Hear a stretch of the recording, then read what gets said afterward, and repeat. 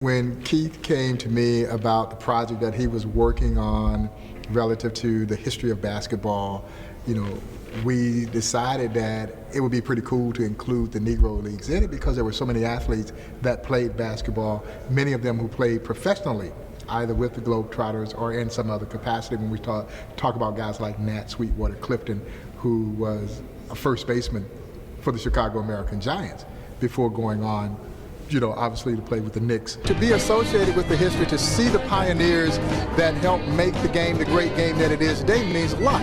Summer 1969, Woodstock. Oh, dang. Right? I'm introduced to my first pickup basketball game. This man here, Wayne Dish, airline pilot for TWA, captain, and daylight savings time. For the first time, the world had daylight savings time. So we went from a Saturday morning, 11 a.m. game to Wayne had Tuesday night and Thursday night at 6 o'clock because you could play late. And then added a Sunday game. So from April 15th to October 15th, for 6 months, we play here 4 days a week. Wow.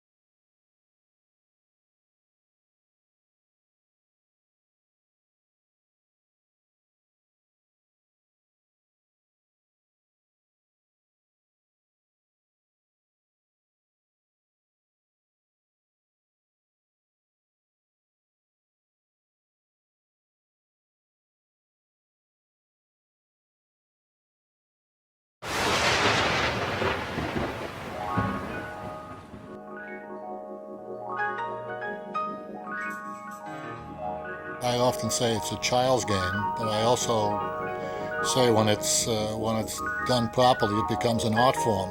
Include white, black, Hispanic, Asian, everybody into this beautiful game. People were segregated. Jewish people were playing Jewish people, blacks playing blacks. And you won't believe how many different cultures and denominations were involved in the very beginning. The story should be told is something that's very exciting to me. I grew up watching the Globetrotters coming to Asbury Park all the time, and I was a big fan. Sports has always been the place that transcends color, occupation, political philosophies. So for sure, so it doesn't surprise me that the guy that created basketball was that type of guy. It's staggering, to be honest.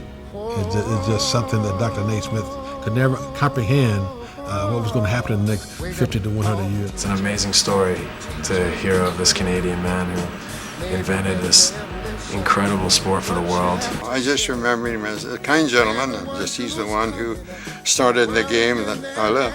Now young blacks and whites are playing together in colleges all around the world. I think that it's a story that needs to be told, a Canadian who came and wanted to build a game around community, teamwork, cohesiveness. It started with a peach basket, and he was a professor back at the school. I grew up watching African Americans and the Globetrotters. So basketball for me was the NBA and the Globetrotters. It is a natural, the game of basketball, to cross gender boundaries. In December 1891, Dr. Naismith, seen here with legendary Kansas coach Phog Allen, created the game to give football players something to do during the winter. He always recognized that anything that is new is really born out of things that already exist. And I think that's a very humble point of view. He's a Renaissance guy who gave his life to the world to make it a better place. The year was 1936, an Olympic year. As national champions, the V8s had won the right to represent Canada in Berlin. They made it all the way to the gold medal game. The final whistle blew, and fortunately, my father ended up with the ball in his possession. When the game ended, the captain of the Canadian team very discreetly took the game ball and slid the ball under the blanket, and has been a treasure of the family ever since. There are a lot of ways to answer the question of why there aren't many Jewish basketball players today. I grew up in the Williamsburg section of Brooklyn, and basketball was the sport. My father came over from Europe when he was a young boy. My mother came from Poland, one in Russia and one in Austria. Russia? Austria. We didn't have a ball. We'd get a stocking hat and fill it with paper and tie it up with a rubber band. And throw it through the lower rung on the apartment house fire escape. My father knew nothing about basketball, and he thought it was a waste of time. To this day, some of the old timers like Hubie Brown calls the game that came out of the Jewish settlement houses Jew ball. The game that grew out of Jewish ghettos in America emphasized teamwork and tough defense. Ozzie Scheckman, everybody knows him. He scored the first basket for the NBA. A great story here on John McClendon, who a lot of folks may not know about. Not only in terms of being the first black coach, he was the first one to really play fast break basketball. 1933, my grandfather's 72 years old. He's sitting in his chair, first day of classes.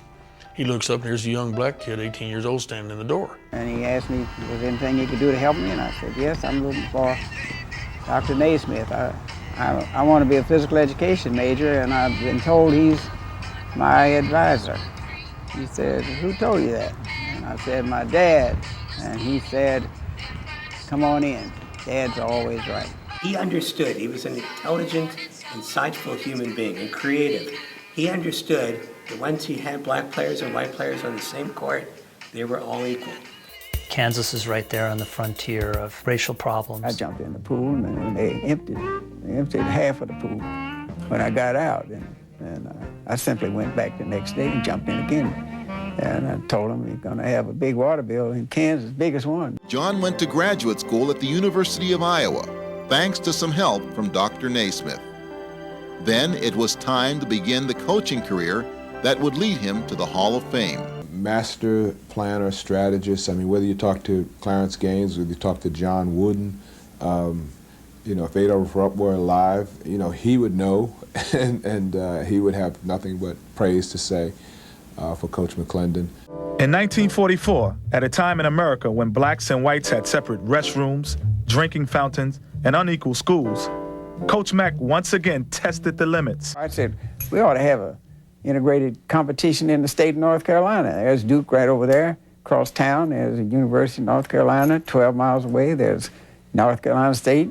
I did get a reply from the coach at Duke saying that I could come to the game out there, but if I came, I'd have to sit on the end of a bench and wear a waiter's coat. Coach Mack's A&I team dominated the NAIA, winning 3 consecutive national titles in the late 50s. In 1978, John McClendon followed his teacher into the Basketball Hall of Fame.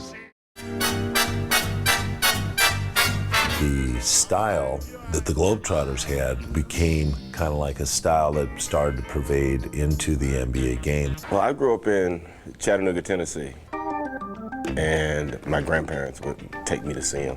And we had very few opportunities to see African-American, athletes. When the Globetrotters came through, that was always a big deal because they were really good basketball players, but being pure entertainers at the same time. Whenever the Globetrotters came into town, it was just a wonderful, fun-filled afternoon, but had, I think, some deeper meaning to it. And sometimes it was necessary for us to travel all night long before we would, in fact, get to a place that we could stay.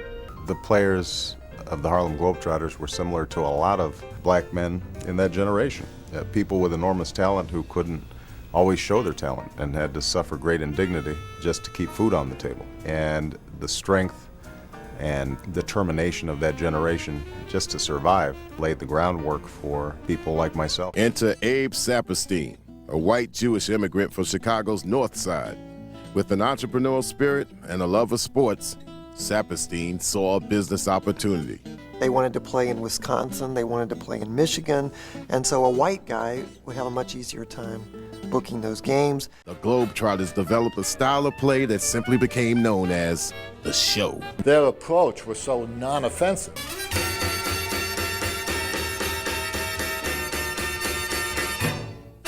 There was a war going on, and the Globetrotters came in town. The war actually stopped.